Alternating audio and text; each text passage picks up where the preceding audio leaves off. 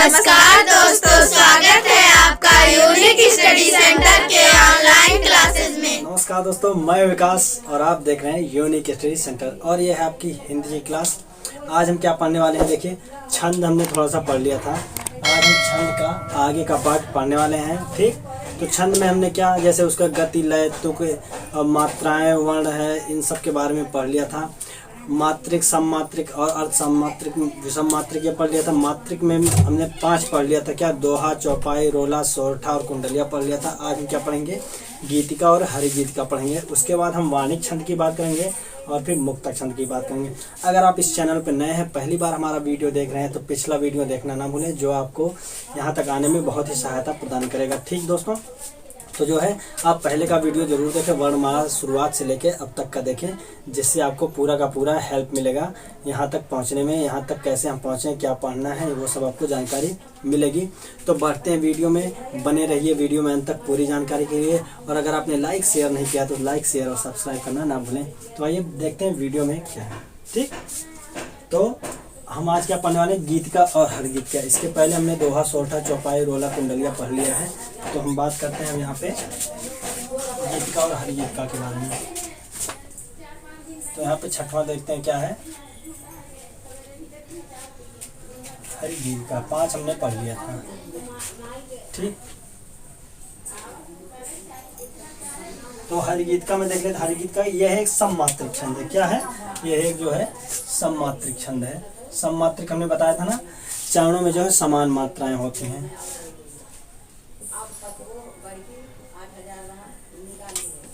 सममात्रिक छंद है। और देखिए क्या, प्रत्येक चरण में 28 मात्राएं होती हैं। कितनी, प्रत्येक चरण में कितनी, 28 मात्राएं।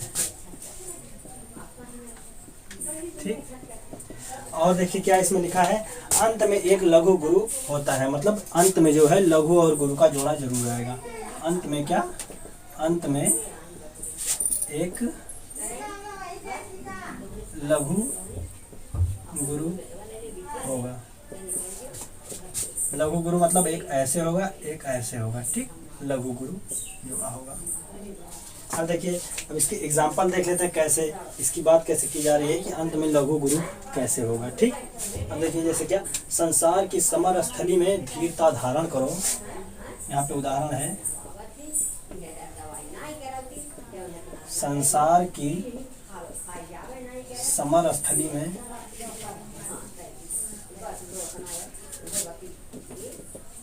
धीरता धारण करो। संसार की समर स्थली में धीरता धारण करो, चलते हुए निज इष्ट पथ में, चलते हुए निज इष्ट पथ में, चलते हुए निज इष्ट पथ में संकटों से मत डरो।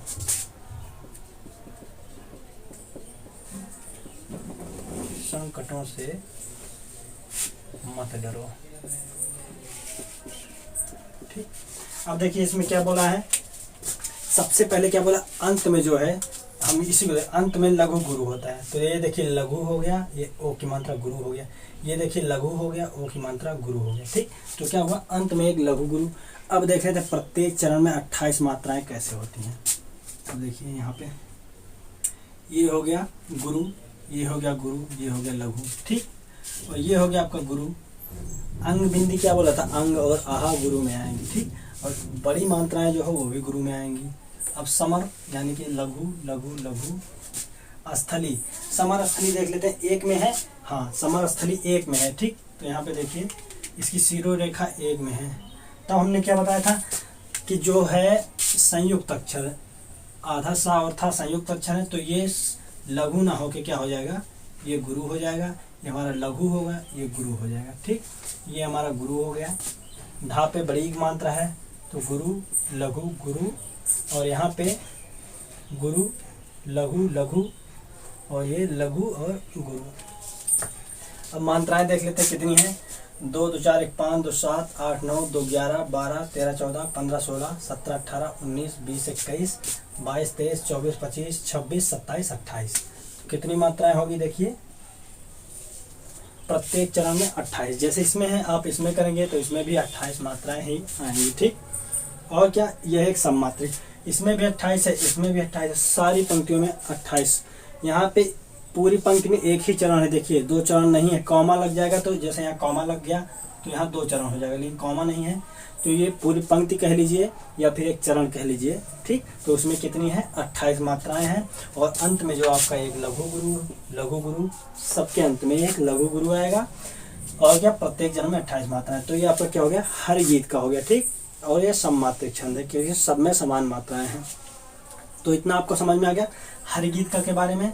अगर नहीं समझ में आता है आपको दोबारा देखना है एक बार वीडियो, चाहे फास्ट मोड में देख लीजिए चाहे जैसे देख लीजिए, एक बार और देखेंगे आपको पूरा समझ में आ जाएगा। और मात्राएं लगाने हम आपको बता दी हैं। अब हम बात करेंगे क्या, गीतिका के बारे में बात करेंगे। तो यहाँ पे देख लेते हैं गीतिका, 7वां क्या है,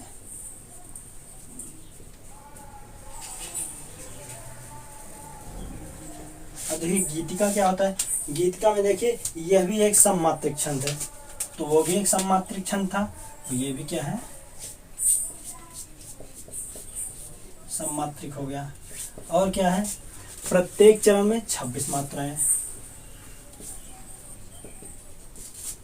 प्रत्येक चरण में 26 मात्राएं, ठीक।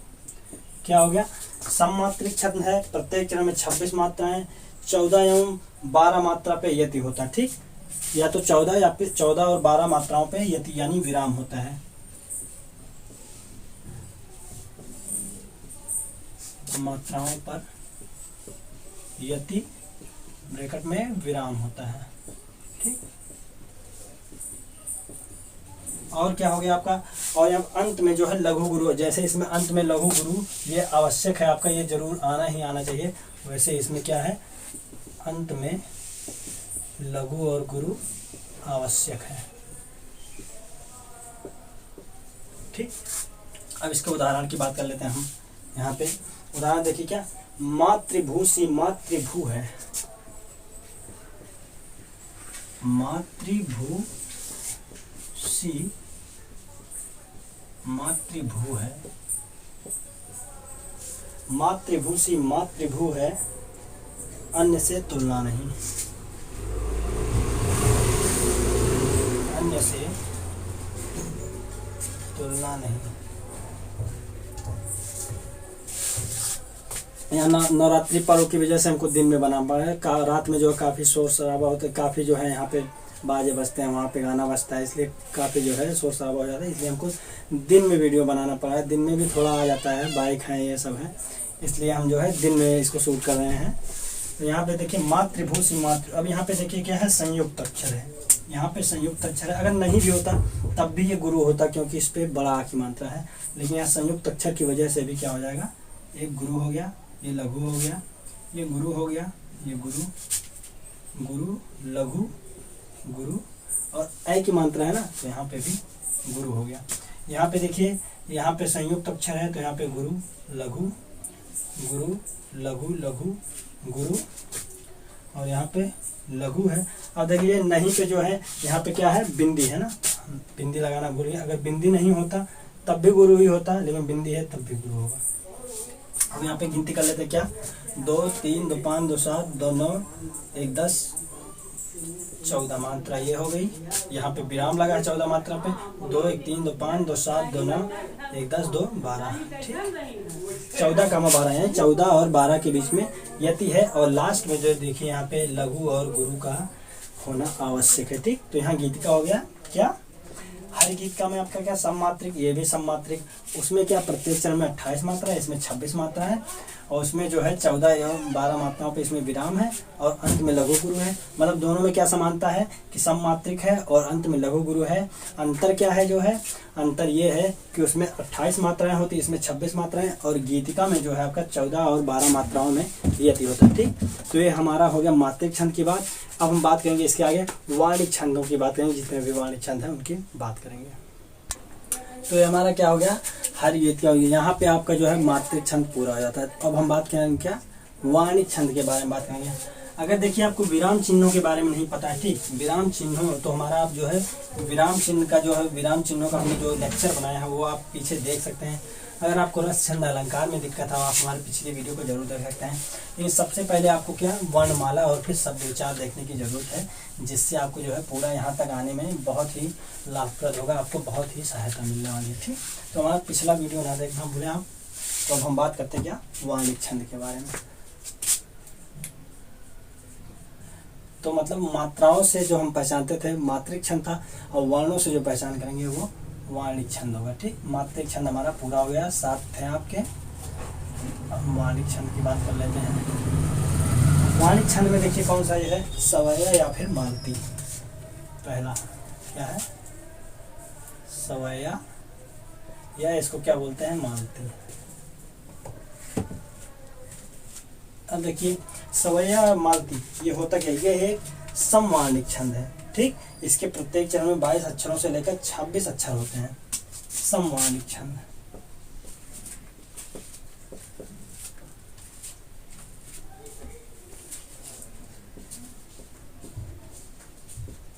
समवार्णिक छंद है। और क्या बोला है, प्रत्येक चरण में 22 से लेकर 26 अक्षर, 22 हो सकता है, 23, 24, 26 तक हो सकते हैं। 22 से 26 मात्राएं।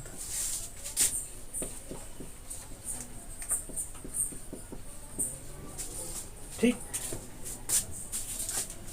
मात्रा यहाँ पे हम वर्णों की बात कर रहे हैं, तो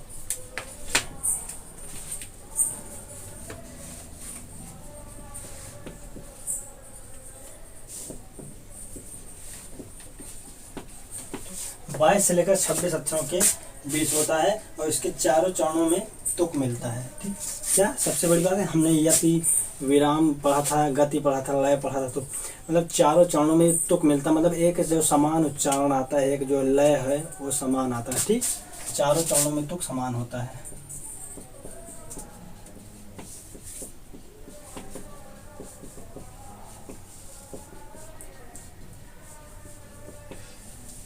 अब देखिए अभी उदाहरण से आपको ये समझ में आ जाएगा पूरा कैसे तुक मिलता है, कैसे 22 से 26 अक्षर के बीच होता है।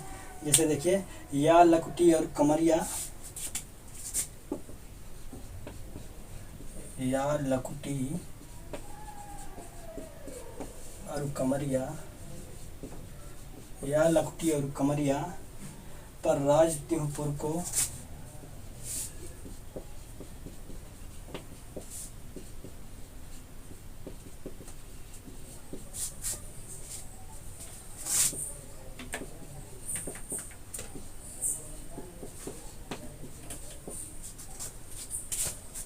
आठम सिद्ध नवम निधि को,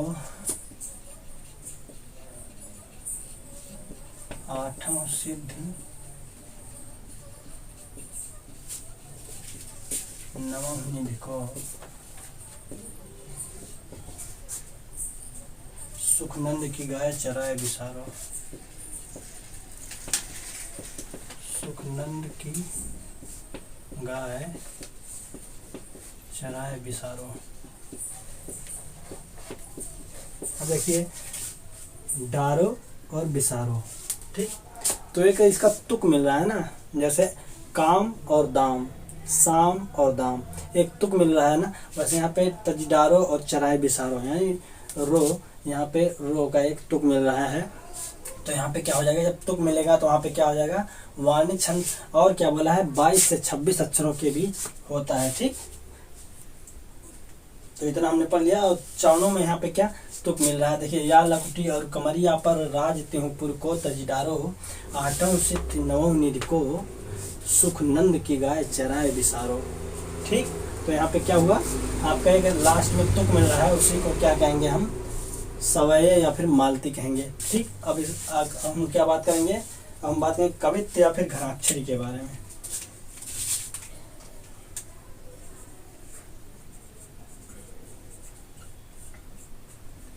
कवित्त या फिर घनाक्षरी।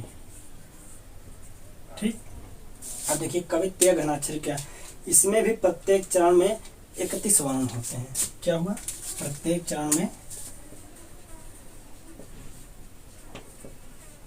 प्रत्येक चरण में 31 वर्ण होते हैं। और क्या है, 16 एवं 15 वर्णों पर विराम होता है, यानी कि यति होता है। 16, 15 वर्णों पर यति होता है।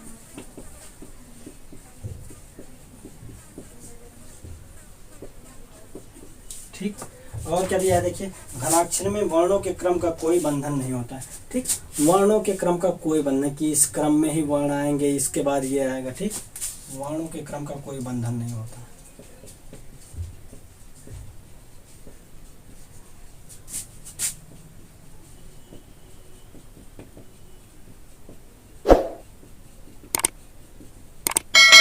हम उदाहरण के माध्यम से इसको समझ लेते हैं ताकि आपको पूरा क्लियर समझ में आ जाए कैसे होगा। जैसे देखिए, इंद्रजिम जंभ पर, इंद्रजिम जंभ पर, इंद्रजिम जंभ पर, बाडव सुवंभ पर,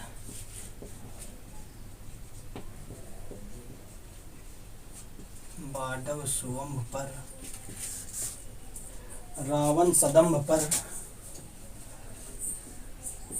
रावण सदंभ पर, रघुकुल राज है।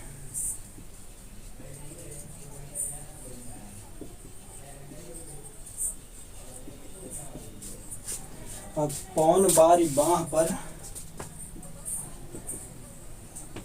पौन बारी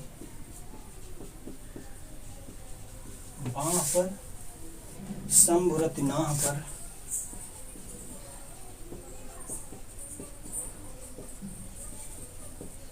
शंभुरति नाह पर, ज्यों सहस्त्र बाहु पर,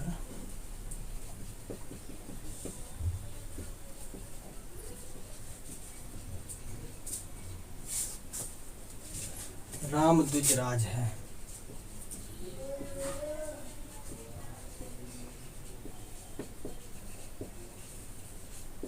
देखिए यहाँ पे क्या, इंद्रजिम जंभ पर, बाडव सुवंभ पर, रावण सदंभ पर, रघुकुल राज है। पौन बारी बाह पर, शंभुरति नाह पर, ज्यों सहस्त्र बाहु पर, राम द्विजराज है।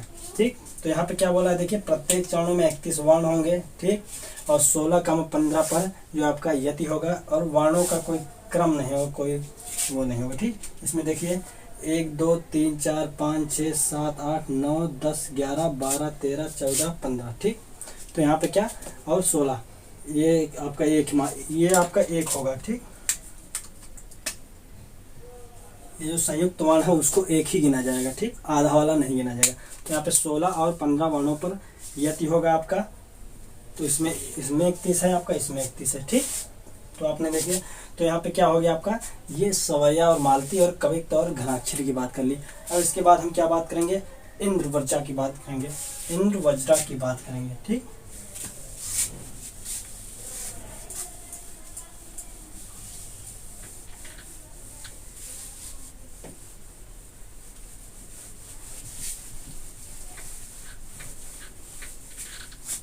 तो यहाँ आपका सवैया मालती और कवित्त या फिर घनाक्षर की बात हो गई है। अब हम बात करेंगे इंद्र वज्रा।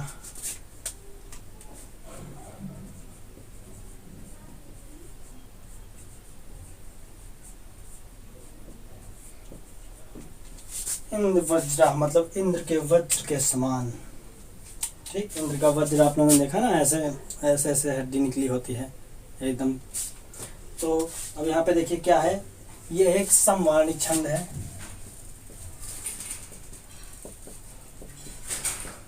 समवर्णी छंद है। और क्या आपका, इसके प्रत्येक चरण में 11 वर्ण होते हैं।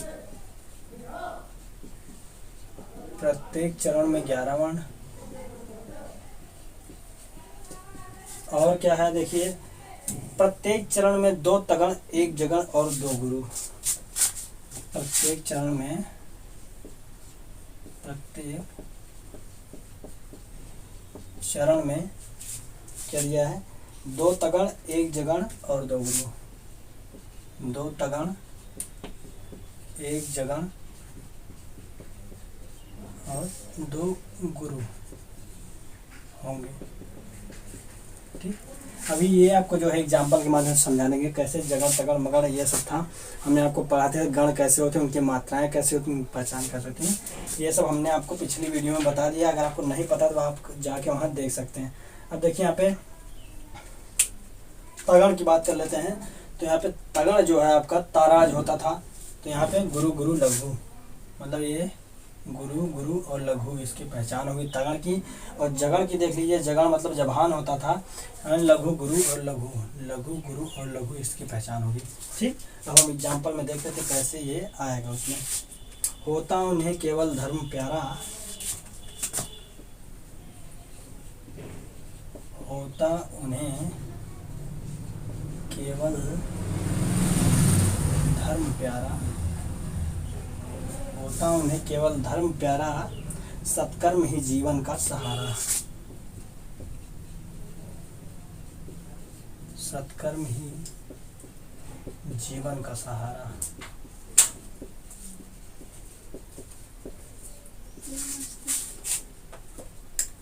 तो यहाँ पे देखिए क्या होता उन्हें केवल धर्म प्यारा, सत्कर्म ही जीवन का सहारा। तो इसमें क्या बोला है, दो तगड़ एक जगह और दो गुरु होंगे। ठीक, तो अभी यहाँ मात्राएं देख रहे थे, मात्राएं होंगी कैसे। मात्राएं देखिए, यहाँ पे आपका गुरु हो गया, ये आपका गुरु हो गया। यहाँ देखिए क्या संयुक्त वर्ण आए हैं, ना और हा संयुक्त है। तो उससे पहले का चाहे लघु होगा तब भी गुरु हो जाएगा। ठीक, तो यहाँ पे ये गुरु हो जाएगा और ये आपका गुरु है ही है। यहाँ पे देखिए ये गुरु, ये लघु लघु, और यहाँ पे आपका ये जो है ये भी देखिए संयुक्त है, रा और माँ का संयुक्त है, इसलिए धा जो है गुरु हो जाएगा और ये लघु हो जाएगा। यहाँ पे देखिए संयुक्त है लेकिन इसके पहले कोई वर्ण नहीं है तो इसकी बात नहीं करें। यहाँ पे ये यहाँ पे बड़ाक मात्रा है तो आपका गुरु हो जाएगा और रा आपका गुरु हो जाएगा। यहाँ पे देखिए ता और का संयुक्त है तो इसके पहले का गुरु लघु, और यहाँ पे देखिए रा और माँ भी है तो यहाँ पे देखिए क्या हो जाएगा, रा और माँ पे जब देखेंगे तो यहाँ पे ये भी गुरु हो जाएगा और यहाँ पे ये भी आपका लघु हो जाएगा। और यहाँ पे ये आपका गुरु है, ये आपका गुरु लघु लघु गुरु लघु गुरु गुरु। अब देखिए क्या है, क्या बोला कि दो गुरु होंगे। ठीक, तो यहाँ पे दो गुरु तो आपके लास्ट में हो ही गए। लास्ट में क्या बोला है कि यहाँ पे लिखा नहीं है लास्ट में, लेकिन लास्ट में दो गुरु। और क्या बोला, दो तगड़ होंगे, मतलब दो तगड़ गुरु गुरु लघु। ठीक, गुरु गुरु लघु। तो आपका यहाँ पे देखिए एक गुरु गुरु लघु यहाँ हो गया और आपका कहाँ पे हो गया, एक गुरु गुरु लघु की बात कर लेते हैं।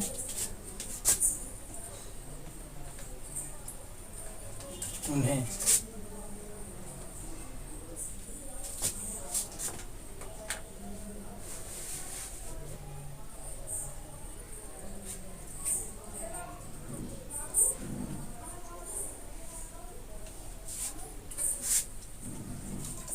और एक जगह की बात कर लेते हैं। यहाँ पे देखिए तो गुरु लघु गुरु हो गया और आपका यहाँ पे क्या है कि लास्ट में दो गुरु की बात किया है तो यहाँ पे ये होना जरूर होगा। प्रत्येक चरण में क्या बोला है कि दो तगड़ एक जगह और दो गुरु होंगे। तो यहाँ पे क्या इंद्र व्रजा की बात हो गई है।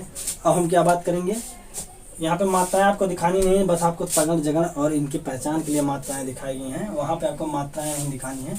तो हम बात करेंगे यहाँ पे क्या उपेंद्र व्रजा की।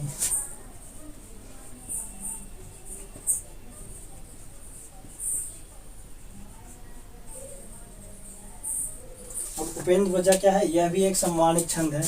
बात करते हैं ये भी क्या है, सम्मानित। ठीक, और क्या है इसमें, और इसमें देखिए प्रत्येक चरण में 11 वर्ण होंगे। प्रत्येक चरण में 11 वर्ण। और क्या हो गया आपका, यहाँ पे वर्णों का क्रम बोला है, वर्णों का क्रम नगड़ तगड़ जगड़ और दो गुरु होगा। क्रम क्या हो जाएगा, नगड़ तगड़ जगड़ और दो गुरु। ठीक, अब देख लेते हैं नगड़ तगड़ जगड़ और दो गुरु की बात कर लेते हैं। यहाँ पे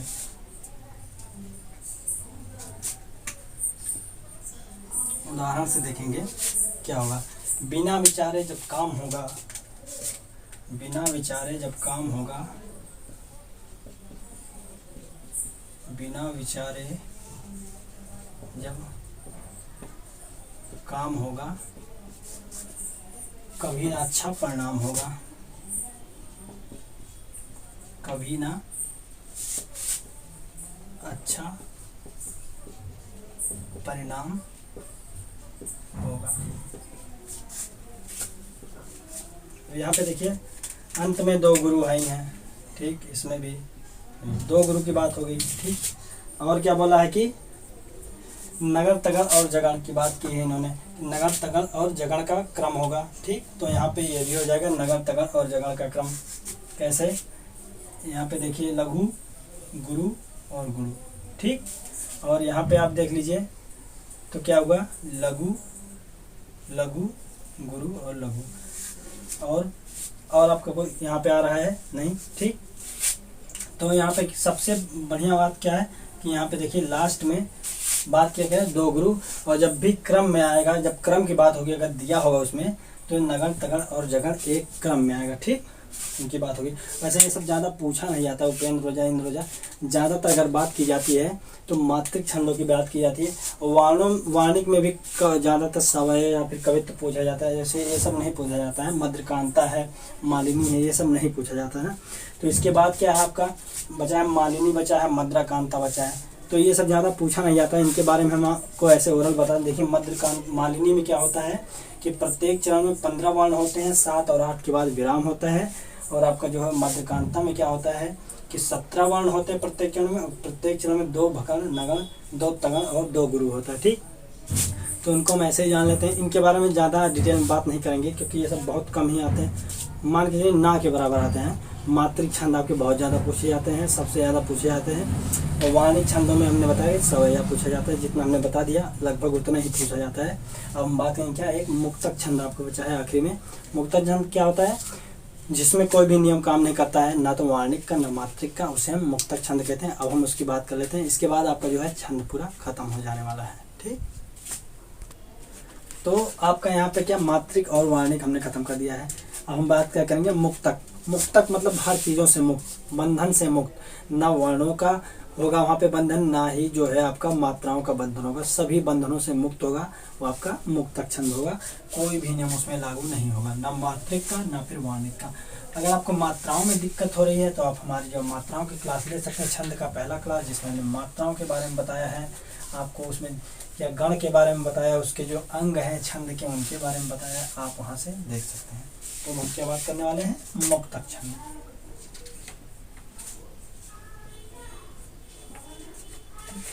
तो यहाँ पे आपको वाणिक जो है खत्म हो चुका है, तो हम यहाँ बात करते हैं मुक्तक के बारे में। मुक्तक में देखिए कोई नियम नहीं लगता है, कोई नियम नहीं लगता, ठीक, ना ही मात्रिक ना ही वाणिक, ठीक, सभी बंधनों से मुक्त, सभी बंधनों से मुक्त। अब हम इसके उदाहरण की बात कर लेंगे, थोड़ा सा उदाहरण देख लेते हैं कैसा होता है मुक्तक का उदाहरण कैसा होता है। देखिए क्या है, पहले दिया है सांप, ठीक, मतलब यहाँ पे सांप के बारे में बात हो रही है। मुक्तक में आप तुरंत पहचान जाएंगे पहली लाइन से क्या किसके बारे में बात हो रही है, शीर्षक क्या है, सांप के बारे में बात हो रही है। सांप तुम सभ्य तो हुए नहीं, तुम सभ्य तो हुए नहीं, ठीक, नगर में बसना, नगर में बसना भी तुम्हें नहीं आया,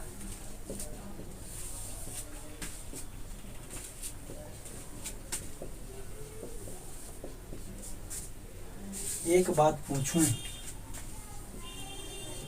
एक बात पूछूं उत्तर दोगे। एक बात पूछूं मतलब उससे कह रहा है कि उत्तर दोगे, तो वहाँ पे क्या क्वेश्चन मार्क आ जाएगा आपका, प्रश्नवाचक है। तब कैसे सीखा डसना, तब कैसे सीखा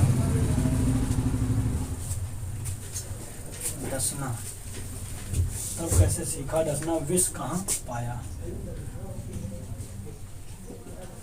विष कहाँ पाया। अब देखिए आजकल के जो कवि हैं वो मुक्तक का प्रयोग बहुत ज़्यादा करते हैं, क्योंकि उनमें वो सारे बंधन मुक्त होते हैं, वर्णिक मात्र की बात नहीं होती है, सभी बंधनों से मुक्त। क्या आजकल मुक्तक वाले कवि ज़्यादा हो गए हैं, ठीक। पहले जो वर्णिक और मात्र की बात करते थे, लेकिन आजकल जो है मुक्तक छंदों का प्रयोग बहुत ज़्यादा होता है, क्योंकि उसमें कोई भी बंधन नहीं होता, ठीक। जैसे क्या सांप के बारे में, सांप तुम सभ्य तो हुए नहीं, नगर में बसना भी तुम्हें नहीं आया, और क्या बोला, एक बात पूछूं उत्तर दोगे, तब कैसे सीखा डसना, विष कहाँ से पाया, ठीक। मतलब सांप के बारे में कह रहा है कि तुम सभ्य, मतलब तुमने कहीं पढ़ाई तो की नहीं, नगर में भी बस के नहीं पढ़ाई की, और तुम्हें क्या बोला, एक बात पूछूं उत्तर दोगे, तब तुमने डसना कहाँ से सीखा और विष कहाँ से पाया, ठीक। तो मतलब यहाँ पे सांप के बारे में एक मुक्तक की बात की जा रही है, और इसमें क्या कोई नियम नहीं लग रहा है, ठीक। तो दोस्तों क्या हुआ, आपका यहाँ पे छंद खत्म हो गया है। इसके पहले हमने सारा वीडियो और अपलोड कर दिया है, आप हमारा वीडियो शुरू से अंत तक देखिए। पूरी जानकारी के लिए अगर आप नए हैं तो शुरू से अंत तक जरूर देखिए एक बार, और आप कुछ सजेशन देना चाहते हैं तो कमेंट सेक्शन में दे सकते हैं, आप कुछ कमेंट करना चाहते हैं तो भी हमें कमेंट सेक्शन में दे सकते हैं। और बाकी इसके बाद जो है क्लास जो अपलोड होंगी, मतलब ये खत्म हो चुका है, अब जो क्लास अपलोड होगी वो आपका एक प्रैक्टिस सेशन के तौर पे होगा, एक प्रैक्टिस सेट होगा। जैसे आपका पेट में जो आएगा, जो एग्जाम में जो आएगा, वो पूरा का पूरा एक हिंदी का सेट होगा जो हम सॉल्व कराएंगे, बाय क्रम से होगा। जैसे पर्यायवाची है, विलोम है, आपका जो है गद्यांश है आपका आता है, वो होगा। तो आपका एक पूरा प्रैक्टिस सेट होगा प्रश्नों के आधार पे, जो पिछले साल आए हुए हैं वो भी हम लेंगे, जो हम लोग एक निर्धारण करेंगे हाँ ये आ सकता है वो भी लेंगे। तो आपको ज़रूर देना है, आपको ज़रूर लगाना है, हम पूरा का पूरा बाकायदा यहाँ पे सॉल्व कराएंगे, प्रैक्टिस कराएंगे। तो वीडियो में बने रहिएगा जरूर हमारे साथ प्रैक्टिस सेशन को लेकर। तो मिलते हैं अगली वीडियो में एक नए जानकारी, तब तक के लिए वंदे मातरम, जय हिंद।